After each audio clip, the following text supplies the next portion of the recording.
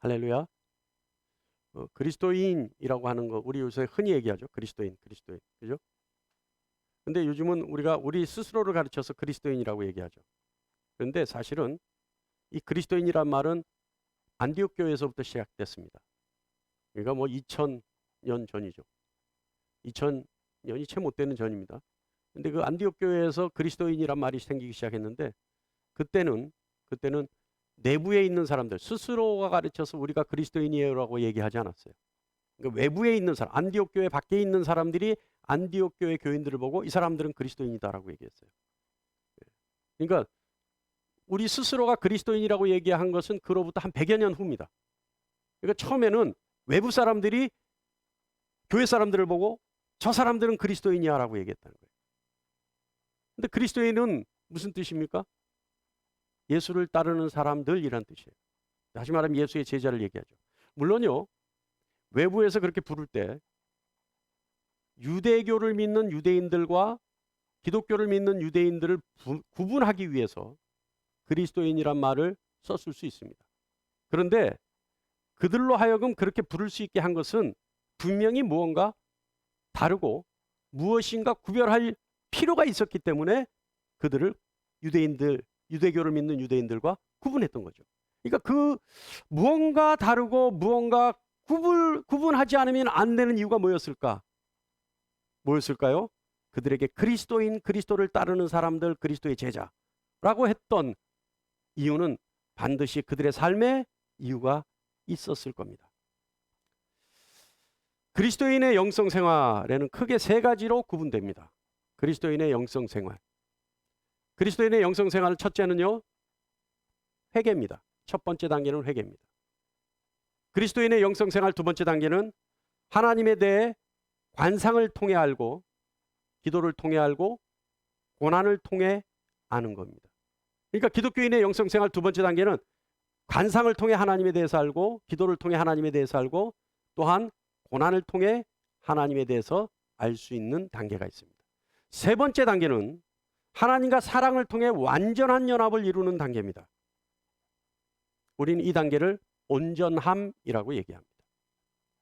첫 번째 단계는 입문의 단계라고 해도 괜찮습니다. 그러니까 신앙생활의 입문의 단계, 이것이 무슨 단계? 첫 번째 단계. 첫 번째 단계는 뭐였다고요? 회개였습니다. 회개와 제사함에 대해서는 지난 31회에 걸친 설교 중에 수없이 강조했습니다. 그래서 이 시간은 더 이상 강조하지 않겠습니다. 두 번째 단계, 관상을 통해 하나님의 지식에 대해서 알게 되는 것. 하나님이 주신 성경 말씀을 통해 하나님에 대해서 알게 되는 것. 다시 말하면 성경적 지식을 찾게 되고 하나님의 성품에 대해서 지식이 생겨나게 되는 것. 그러니까 성경 말씀을 묵상하고 성경 말씀의 의미를 깨달으려 하고 성경이 우리에게 무엇을 말씀하시는지 노력하려고 하고 그래서 하나님의 성품에 대해서 알게 하고 또 하나님이 이스라엘 민족을 통해 성경에 쓰여진 역사적 사실들을 통해 하나님이 어떻게 그들에게 일일이 간섭하셨는지 그 하나님의 솜씨와 하나님의 마음을 알고 그래서 하나님의 사랑을 깨닫게 되고 그러니까 관상을 통해 하나님에 대한 지식이 생겨나는 거예요. 두 번째는요. 기도를 통해 하나님에 대한 지식이 생겨나는 거예요. 기도를 통해 하나님과 대화하고 그리고 기도를 통해 하나님께 나의 모든 것을 의뢰하고 또한 기도를 통해 성령 하나님의 지혜를 받으며 성령 하나님의 지혜를 통해서 성경적 지식이 더 정확해지고 세밀하여지고 숨어있는 비밀을 깨닫게 되는 거예요. 이 기도를 통해요. 이 단계에서 하나님의 음성을 자주 듣기 때문에 하나님의 음성을 쉽게 구별하게 돼요. 그러니까 자기 생각과 하나님의 음성을 쉽게 구별하게 되는 거죠. 그래서 그때부터는요. 자신의 바람을 하나님의 더 직접적이고 적극적으로 요구할 수 있게 됩니다. 이 단계에서 하나님과 끊임없는 소통을 하기 때문에 친밀한 관계로 발전하게 되죠. 두 번째 단계에서 세 번째는 뭐냐면 고난을 통해 하나님에 대해서 풍부한 지식을 갖게 됩니다. 그 이유는 고난 중에 우리와 함께 하시는 하나님에 대해서 쉽게 느낄 수 있기 때문이에요. 고난 중에만 우리와 함께 하시는 게 아니에요. 하나님은 우리와 함께 하시지만 우리가 고난 중에 있을 때 그 하나님을 더 쉽게 느낄 수 있기 때문에 그래요. 왜냐하면 고난 중에 하나님께 집중하기 때문에 그래요. 고난 중에 하나님을 더 절실하게 필요로 하기 때문에 그래요. 그래서 고난 중에 하나님에 대한 감정, 감성, 하나님에 대한 세밀함까지도 느낄 수 있게 됩니다. 그리고요, 이 두 번째 단계, 하나님에 대해 알아가는 이 단계에서 사실은 하나님의 은사, 다시 말하면 하나님의 선물을 풍성하고 깊이 있게 받아들일 수 있게 됩니다. 세 번째 단계는요, 하나님과 그리스도의 사랑을 통해 완전한 연합을 하게 됩니다. 아까도 얘기했지만 이 단계를 우리는 온전한 단계라고 얘기합니다. 그래서 온전하라 할 때는 이 단계를 얘기하는 거예요. 제가 그래서 가끔 안수기도 할 때 온전하라라고 얘기하죠. 그게 뭐냐면 할렐루야. 그게 뭐냐면 하나님과 예수 그리스도와 완전한 사랑을 통해 완전한 연합을 하라 이 뜻이에요. 자, 그런데 이 단계가 되면 하나님에 대한 지식을 바탕으로 하나님이 자기 자신에게 무엇을 원하시는지 알게 돼요. 그리고 이 단계가 되면 하나님이 원하시는 것은 무엇이든지 할 수 있는 순종의 마음을 갖게 됩니다. 또한 하나님을 사랑하기 때문에 하나님이 원하시는 이웃사랑에 대해 본능적으로 할 수 있게 됩니다. 여기서 이웃사랑을 본능적으로 한다는 것은 무슨 뜻일까요? 그것은요, 여러분 잘 들으세요. 이웃사랑은 이렇게 해야 되는 거예요. 어떻게 하느냐 하면 대가 없이 하는 거예요. 그리고 후회 없이 하는 거예요. 아낌없이 하는 거예요. 그리고 무엇보다 중요한 것은 망설임 없이 하는 겁니다. 이것이 본능적으로 하는 이웃사랑이에요. 본능적으로 이웃사랑 할 수 있는 여러분 되시기를 간절히 축원합니다. 옛날에 개그에서 그런 거 있죠. 본능에 충실해라고 하는 우스갯소리가 있었어요. 여러분, 저는 이 시간 우스갯소리를 하는 것이 아니라 진심을 담아서 여러분께 권면합니다. 본능에 충실하는 여러분 되시길 간절히 축원합니다. 이웃사랑은 본능적으로 하는 겁니다. 세 번째 단계에서는 하나님과의 연합을 이루고 있기 때문에, 하나님과 완전한 연합을 이루고 있기 때문에 그리스도의 형상이 그 사람에게서 나타나기 시작해요. 그리고 이 세 번째 단계에서는 그리스도의 보혈의 향기가 그 사람에게서 뿜어져 나오게 됩니다. 그래서 사도 바울은 우리가 온전한 사람이 되어 그리스도의 장성한 분량이 충만한 데까지 이른다고 얘기합니다. 에베소서 4장 13절 말씀이죠. 우리가 다 하나님의 아들을 믿는 것과 아는 것에 하나가 되어 온전한 사람을 이루어 그리스도의 장성한 분량이 충만한 데까지 이르리니. 할렐루야.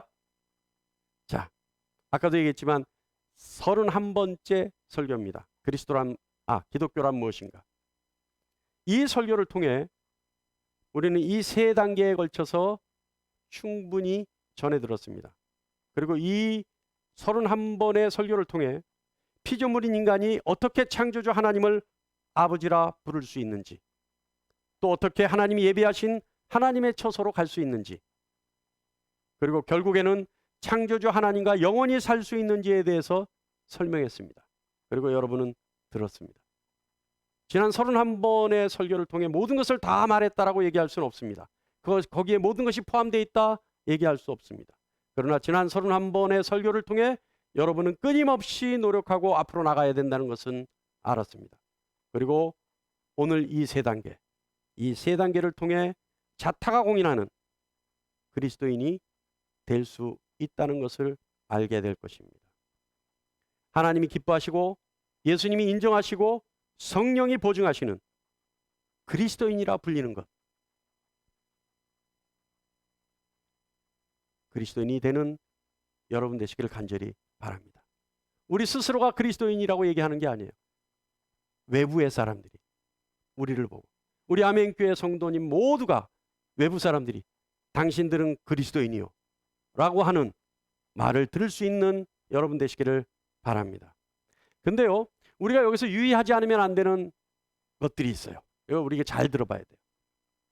첫 번째는요, 첫 번째 단계 없이도 두 번째 단계에서부터 신앙생활을 할 수 있습니다.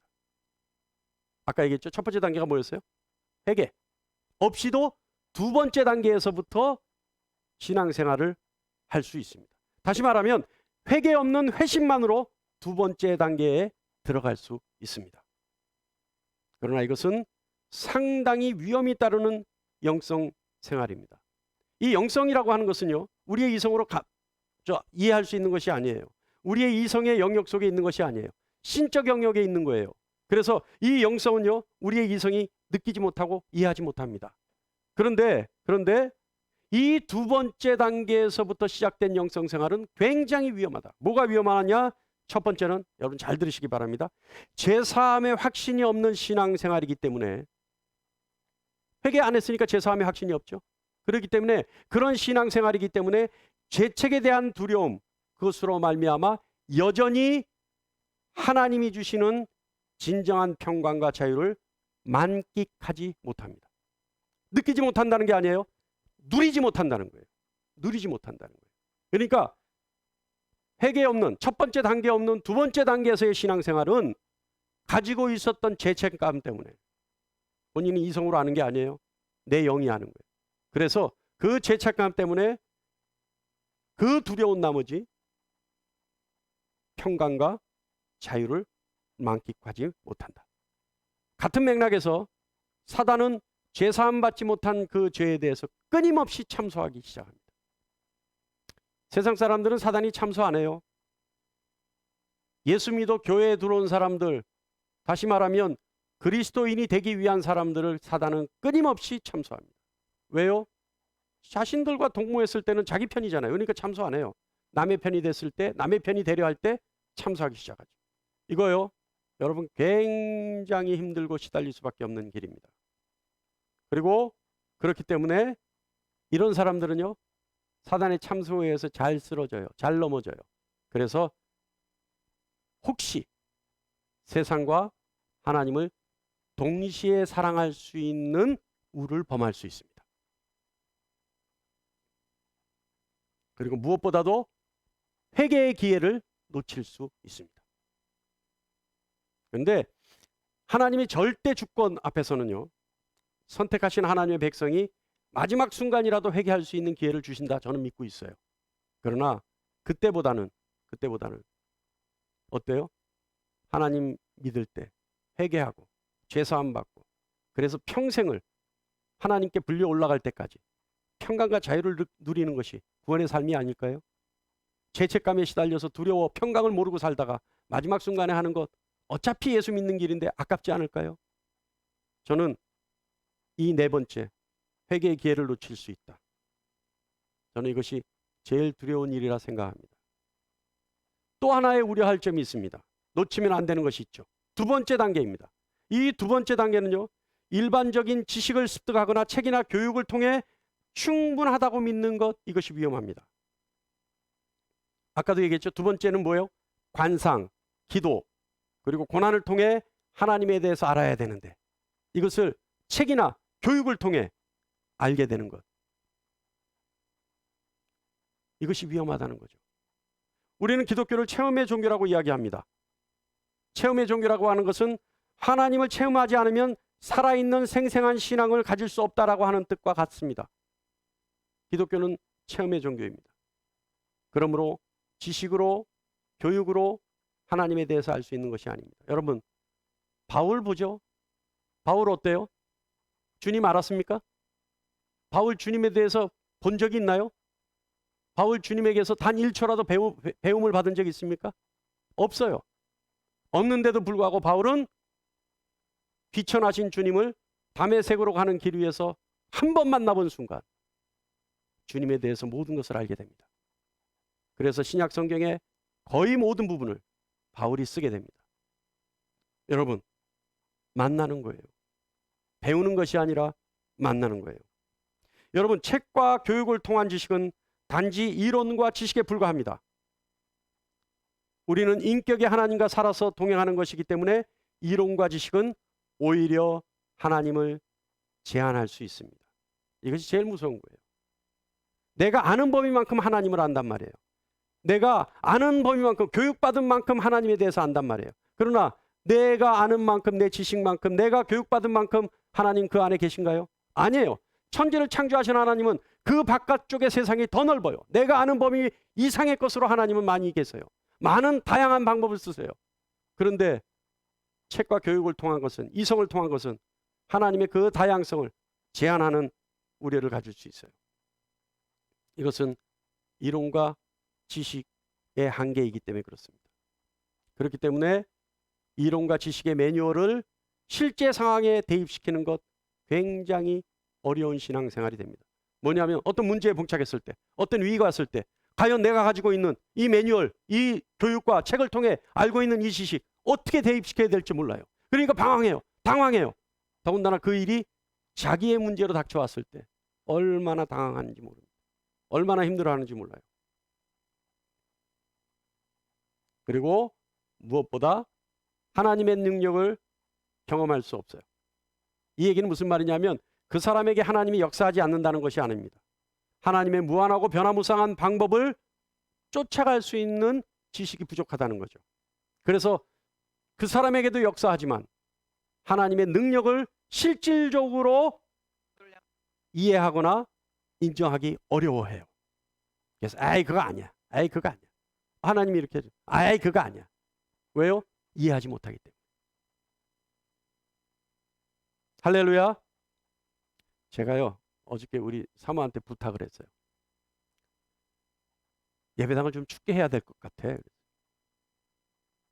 왜? 온도를 적정하게 맞추니까 잠자기 딱 좋은 온도 같아. 그래서 춥게 하면 오히려 좀 도톰한 옷을 갖고 오더라도 자진 않을 것 같아. 할렐루야. 그 뒷이야기는 하지 않겠습니다. 할렐루야. 네. 자, 그 두 번째 단계가 지식과 교육으로 채워진다면 무엇보다도요 하나님의 사랑을 왜곡해요. 뭐냐 하면 복받을 때만 하나님의 사랑을 느껴요. 하나님의 진노 앞에서는 하나님의 사랑을 느끼지 못합니다. 그래서 이스라엘이 수도 없이 그 잘못을 반복하죠. 근데 그때마다 하나님이 어떻게 해요? 매를 드시고 회초리를 드셔요. 근데 사실은 우리가 성경을 보면 알지만 그것이 다 하나님의 사랑 아니었습니까? 이스라엘을 다시 바른 길로 인도하시고 가나안 땅으로 들여보내시기 위한 하나님의 방법이지 않았어요?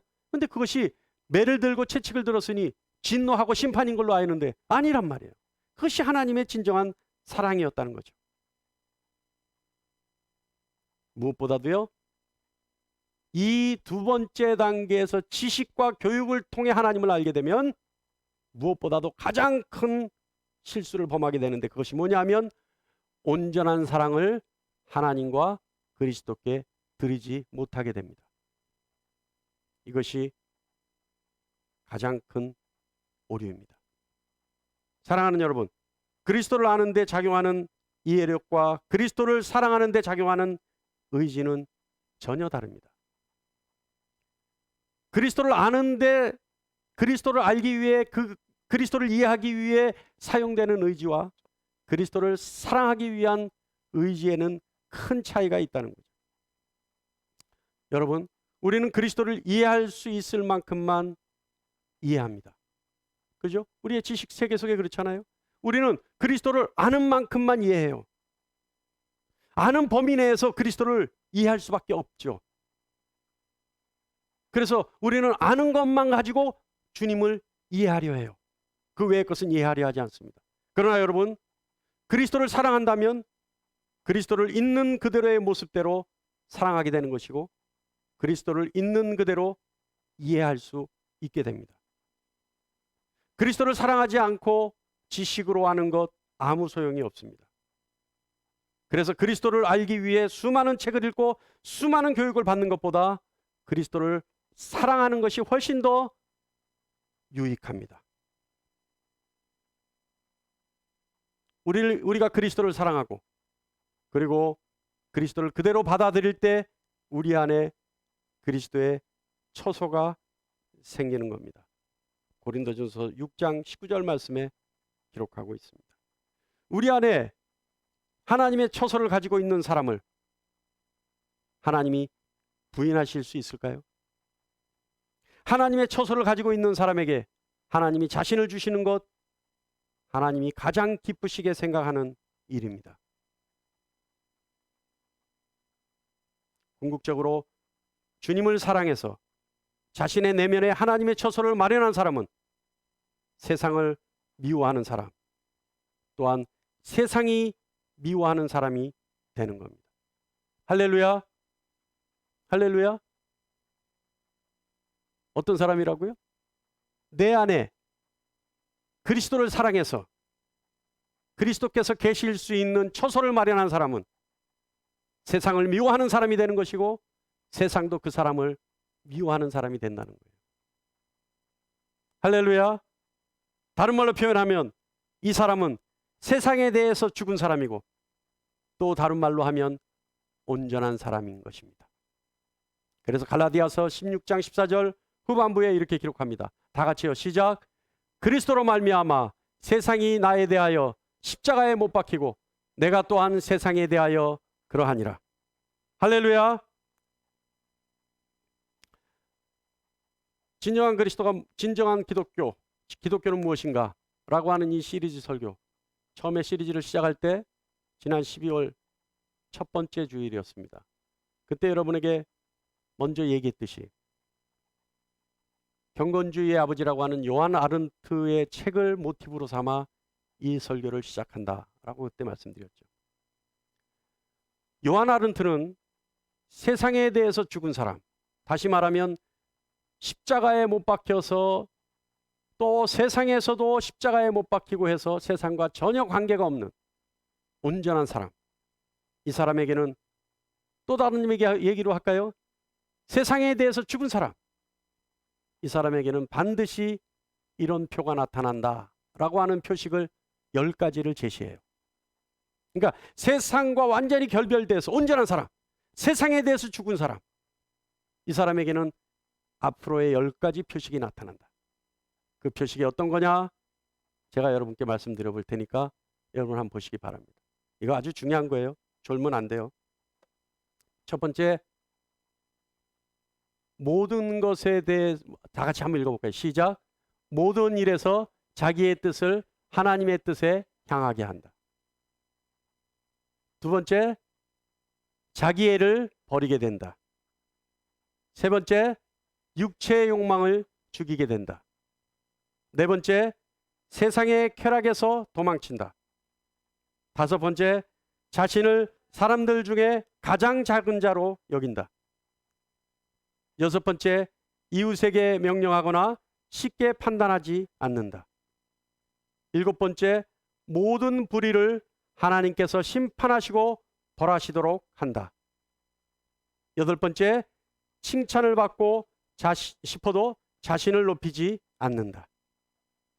아홉 번째, 비방을 받을 때 괴로워하지 않는다. 열 번째, 모든 일을 참으며 아무도 원망하지 않는다. 여러분, 아른트가 말하는 세상에 대해 죽은 사람의 표식, 여러분에게는 무사합니까? 이것이 그리스도인의 양심이 살아있다는 표식이라면 여러분의 그리스도인으로서의 양심 안녕하십니까? 저는요, 이 10가지 중에 가장 크게 2가지가 제 양심에 걸렸어요. 나머지 8가지는 어느 정도 제가 하고 있다고 생각되는데 2가지가 제 양심에 크게 걸렸습니다. 하나는 이웃을 쉽게 판단하지 않아야 하는 것과 비방받을 때 괴로워하지 말아야 한다는 것이 제 양심에 크게 걸렸어요. 얼마 전의 일입니다. 어떤 성도가요, 저한테 그래요. 목사님, 설교를 듣고 있으면 왠지 목사님만 맞고 목사님만 옳다는 말로 들려요. 그런 뜻으로 들려요. 조언을 하죠. 근데요, 그건 조언이 아니라 크레임이었어요. 하지 말아달라는 얘기예요. 그런데요, 그 말을 들을 때 저는 전혀 그렇지 않다고 생각했어요. 왜냐하면 내가 주장하는 것이 본질적으로 맞는 것이고 옳은 것이기 때문에 그렇게 말할 수밖에 없는 것 아니냐 저는 생각했어요. 그런데 그 말이 자꾸 부담으로 오는 거예요. 제 마음에 부담으로 와요. 그래서 지지난주 금요일 산기도 갔을 때 제가 하나님 앞에 진정으로 기도했습니다.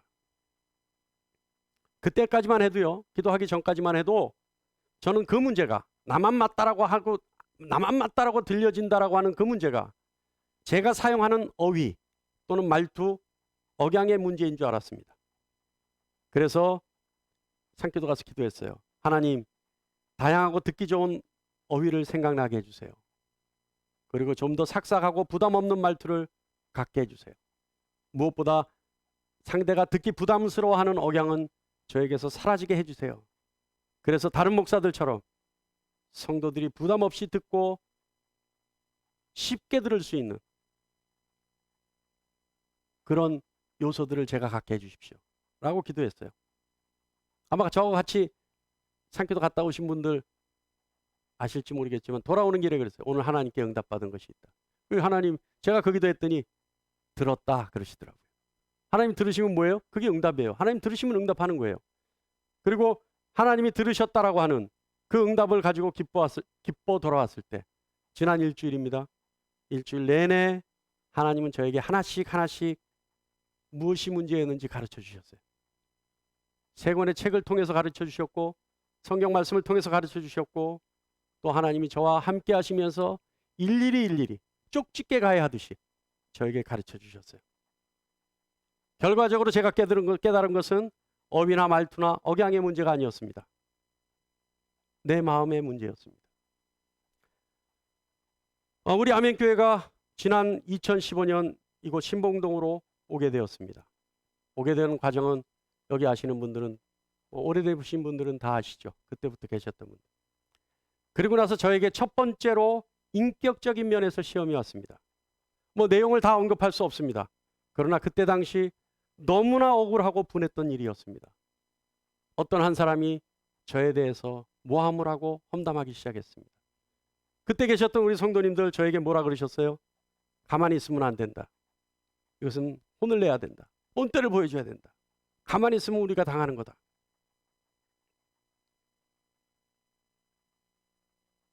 저를 알지 못하는 사람이요, 아멘교회 목사는 사기꾼이래. 제가 그런 얘기를 들었어요. 직접 들었어요. 아시는 분들 계시죠? 그때 저는 잠잠했어요. 왜 잠잠했느냐? 하나님의 음성 때문에 잠잠할 수 있었습니다. 하나님 저에게 뭐라 그러셨냐면, 내가 보기에는 저놈이나 니놈이나 똑같은 죄인이야. 네가 조금 더 잘난 것이 뭐가 그렇게 대단하냐. 내가 보기에는 도토리 기적이다. 하나님 그 음성에 제가 그저 잠잠히 하나님 앞에 엎드릴 수밖에 없었습니다. 두 번째는 저에게 도덕적인 문제로 시험이 왔습니다. 목사가 되기 전에요, 저는 많은 분들이 얘기해요. 목사는 여자 문제, 돈 문제만 깨끗하면 성공한다. 그 말을 들었습니다. 그래서 그렇게 믿었었죠. 그리고 내 성격상 여자 문제와 돈 문제에 대해서는 결벽증에 가까울 정도로 삼가했습니다. 조심했습니다.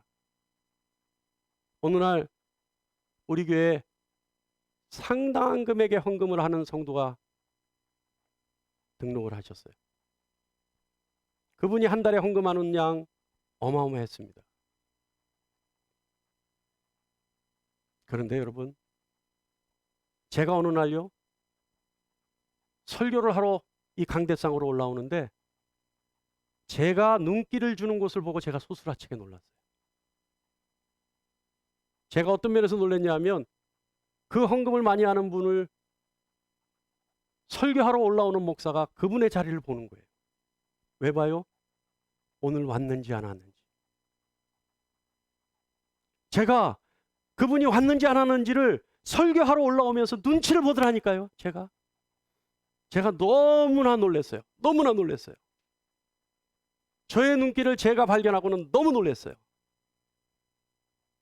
그래서 이 빨간 의자 설교하기 전에 저 자리에 앉아서 기도했습니다. 하나님, 이 길이 제가 타락하는 길이라면 저 성도님이 다른 교회로 옮길 수 있게 해주십시오. 어떤 이유라도 저 성도님은 다른 교회에 가시는 것이 맞겠습니다. 이러다간 제가 타락할 것 같습니다.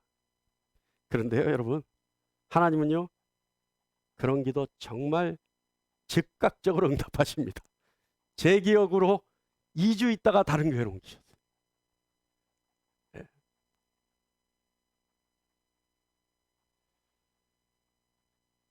두 번째 시험에서 그 정도로 철저하게 결벽증에 가까울 정도로 물질의 문제로 조심하는 저에게 물질의 문제를 삼는 성도들이 있었습니다. 온갖 억측 거짓이 난무했습니다. 감당하기 힘들었습니다. 그런데 그때 제가 할 수 있는 길은 예배당에서 3일간 금식하며 기도하는 것뿐이었습니다. 그때 기도했습니다. 하나님, 이 일이 빨리 지나가게 해주십시오. 하나님 응답하셨어요. 그래서 그 일이 마치 아무 일도 없었던 것처럼 지나가 버렸습니다. 그런데 그때의 거짓과 그때의 억측들이 아직도 저를 괴롭히고 있다는 사실을 요즘 와서 알았습니다. 세 번째는요, 제가 부모 형제보다 더 사랑하고 양육해서 정말 물심양면으로 보살폈던 성도들이 있었습니다. 정말 물심양면으로 보살폈습니다. 그래서 회개하게 하고 기도를 가르치고 하나님을 만나게 했던 사람들, 그래서 그들의 입술을 통해 목사님 때문에 살았습니다. 세상 끝날까지 함께 가겠습니다. 라고 고백했던 사람들. 그런데 그 성도님들이요, 잠깐 2, 3개월 지방 다녀오겠노라고 하며 교회를 떠났습니다. 또 어떤 성도님은요, 우리 가정의 과거를, 우리 가정에 감추어야 될 과거를 목사님이 너무 많이 아시니까 부담스러워요 하고 떠나셨습니다. 그때 제가 생각했어요. 그럴 수 있다. 충분히 그럴 수 있다. 그래서 나는 아무렇지도 않은 줄 알았습니다. 그저 하나님은 아시려니 하고 받아들였습니다. 그리고 그렇게 그냥 받아들이고 녹여버린 줄 알았습니다. 그런데 그런 일이 반복될수록 점점 내 마음이 닫혀갔던 것입니다. 그래서 자기 자신 안에 갇히고 말았던 것입니다. 결국 자기 모순에 빠져버렸습니다. 나만이 나를 지켜야 한다. 이제는 누구도 믿지 않겠다. 나만이라도 옳으면 되는 것이다. 결국 나만 바라보게 된 것, 눈길을 외부에 주려 하지 않았습니다. 늘 억울하다고 생각했습니다. 나를 비난하는 소리에 민감하게 반응할 수밖에 없었던 겁니다. 지난 주간 하나님과 은밀한 교제를 나누며 하나님이 내게 일깨워 주셨습니다. 그래서 제가 오늘 여러분 앞에 고백하는 겁니다. 저는 점점 마음이 강팍해져 갔던 것입니다. 저는 몰랐어요. 저는 다 해결한 줄 알았어요. 저는 자유한 줄 알았어요. 그러나 내 심령 속에 너무 억울하고 원통했던 것들이 그대로 자리 잡고 있었던 거예요. 여러분, 사단은 절대 우리를 이길 수 없습니다. 왜냐하면 우리는 주님의 피값으로 산 하나님의 자녀들이기 때문에 그렇습니다. 그러나 사단은 끊임없는 공격을 통해, 반복적인 공격을 통해 우리를 지치게 만들고 넘어지게 만들고 쓰러지게 만듭니다. 오늘 저는 여러분께 부탁의 말씀을 드리고자 합니다. 여러분의 기도가 필요합니다. 여러분, 송영춘 목사의 회복을 위해 기도해 주십시오. 그리고 영적 치유를 위해 기도해 주십시오. 저에게 간절히 필요합니다. 양심은 두 가지가 있습니다. 하나는 하나님에 대한 신적 양심과 세상을 향한 도덕적 양심이 있습니다. 오늘 본문 말씀 14장 말씀이 형제를 비판하지 말고 형제로 하여금 힘들게 하지 말라는 말씀입니다. 오늘 본문 14장 말씀을 읽으면서 또한 많은 교훈을 받았습니다. 그렇다고 해서 제가 의도적으로 형제를 비판한 것은 아닙니다. 단지 내 안에 갇혀 나만을 고집한 결과 형제를 비판한 것은 아니지만 그렇게 들릴 수 있었다라고 생각되어집니다. 하나님의 나라는 오직 성령 안에 있는 의와 평강과 희락입니다. 그리스도를 섬기는 자는 그리스도인으로서 하나님에 대한 신적 양심을 점검해 볼 필요가 있습니다. 그래서 점검을 통해 하나님이 원하시는 온전함을 이루어야 합니다. 우리 모두가 세상에 대하여 죽은 표식, 그 표식을 갖는 여러분 되시기를 간절히 바랍니다. 우리 세상에 대해 죽은 표식, 우리 다시 한번 다 같이 볼까요? 준비됩니까?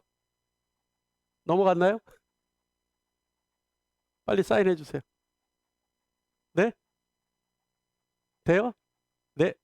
우리 첫 번째부터 한번 볼까요? 첫 번째, 다 같이 시작. 모든 일에서 자기의 뜻을 하나님의 뜻에 향하게 한다. 두 번째, 자기애를 버린다. 세 번째, 육체의 욕망을 죽이게 된다. 네 번째, 세상의 쾌락에서 도망친다. 다섯 번째, 자신을 사람들 중에 가장 작은 자로 여긴다. 여섯 번째, 이웃에게 명령하거나 쉽게 판단하지 않는다. 일곱 번째, 모든 불의를 하나님께서 심판하시고 벌하시도록 한다. 여덟 번째, 칭찬을 받고 싶어도 자신을 높이지 않는다. 아홉 번째, 비방을 받을 때 괴로워하지 않는다. 열 번째, 모든 일을 참으며 아무도 원망하지 않는다.